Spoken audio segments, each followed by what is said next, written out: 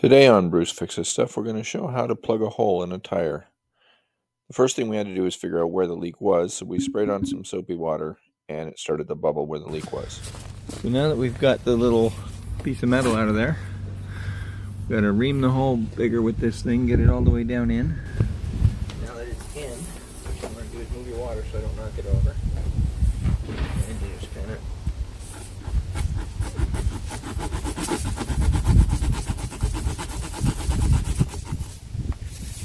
ream it out so that the hole's good. And then you get your plug on your plug tool.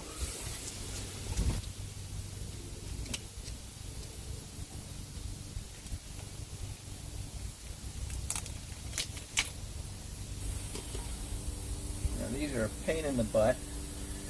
You can kind of squeeze the plug a little bit, get it through part way.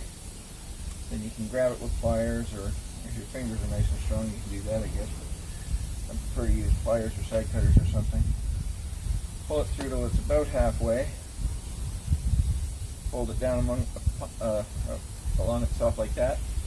If you have any liquid glue, you could put some on there. You have any? I don't think.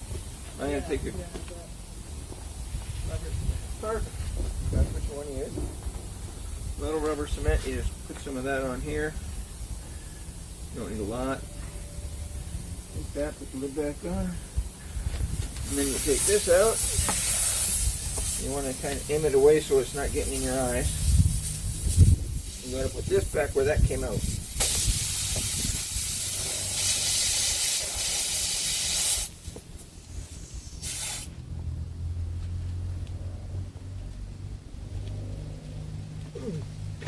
Then you got to push it in, that's hard.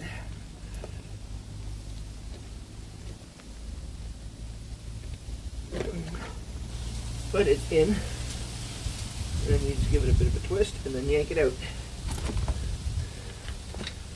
And there's tools. And then that should be fine. Some people like to fill them off flush or cut them off flush. I like to leave it on there, then it'll wear itself down and kind of help hold it from the outside as well. It's a preference thing. I've been doing it for a long time. I find that works best for me. But there ain't no leak, so maybe put some more air in it though. There's probably not a lot of air.